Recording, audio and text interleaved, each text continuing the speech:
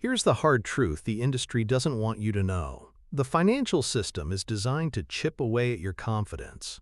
Every month you delay setting a concrete number, you subconsciously accept less.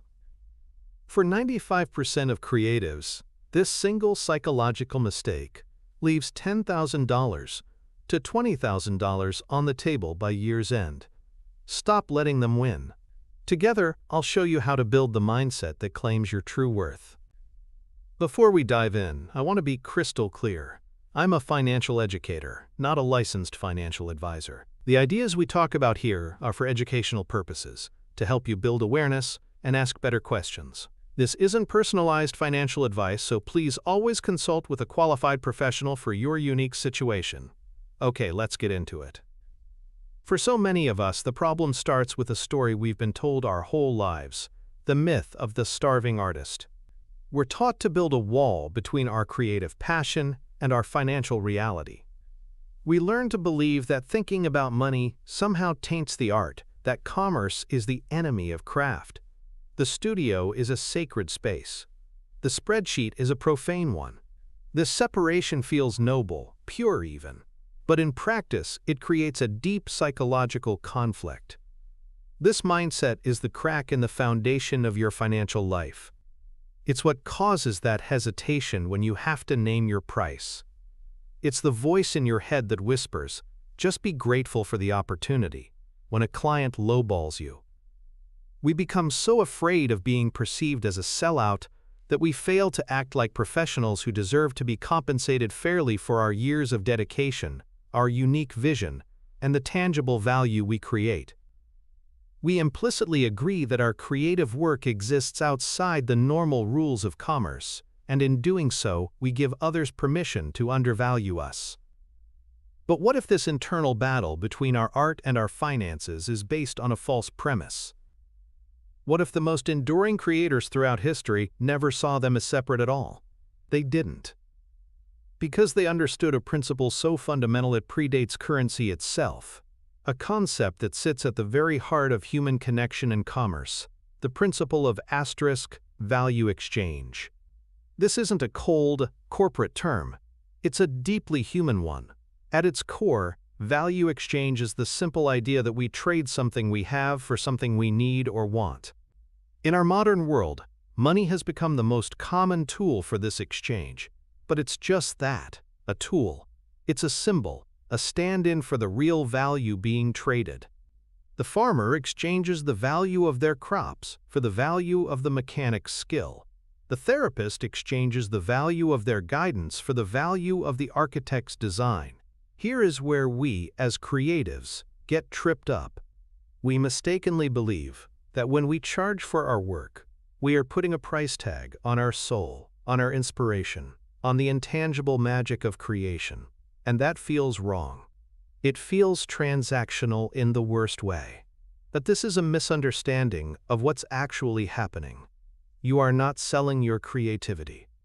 You are exchanging the result of your creativity, the tangible solution, the emotional connection, the beautiful object, for the value it provides to someone else. Think about it. A client doesn't hire a graphic designer just to get a logo. They hire them to gain the value of brand recognition, customer trust, and increased sales. A couple doesn't commission a photographer just for pretty pictures. They are paying for the value of preserving a priceless memory for a lifetime. When you grasp this, everything changes. Money is no longer a dirty word. It becomes a respectful acknowledgement of the impact your work has in the world. It's the energy that flows back to you, completing the cycle and allowing you to continue creating. This isn't selling out, it's buying in. It's buying into a sustainable life where your craft can not only survive, but thrive. To make this principle tangible, let's use an analogy from a world we all understand. Think of your career as a magnificent painting. It's a canvas you've been working on for years, pouring into it your late nights, your moments of inspiration, your hard-won skills, and your unique view of the world. It's a masterpiece in the making. But for so long we've been taught that the artist's only job is to face the canvas, to obsess over every brushstroke and ignore everything else. And so the masterpiece hangs on the studio wall. brilliant but unfinished, vulnerable. Setting a clear financial goal is the act of building the frame for that masterpiece. Now think about what a frame truly does. It doesn't change the art. It doesn't compromise the integrity of a single color. Its purpose is to honor the art. The frame provides structure.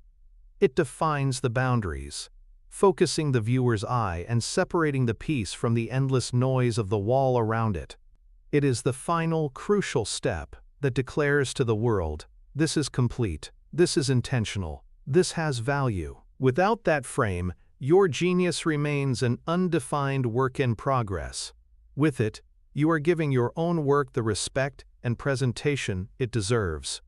The tools for building this frame, the numbers, the spreadsheets, are purely mechanical.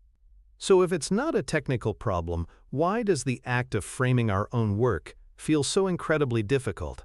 What is the deep internal resistance that stops us from claiming its true worth?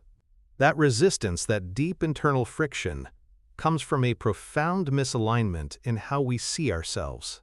For so long, we've been taught to embrace the identity of the artist, a passive vessel for creativity. In this role, we wait. We wait for inspiration to strike. We wait for a client to discover us.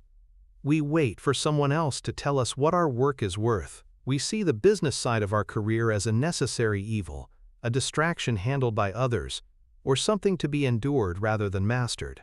The mindset shift we need is to consciously evolve from this passive identity into that of a creative professional. This isn't about losing your soul. It's about becoming the trusted steward of your own talent.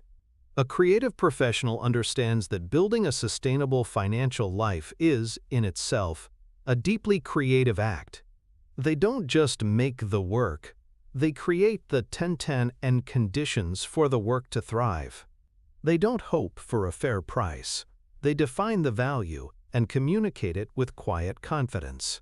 They are the architect of their career, not just a resident within it.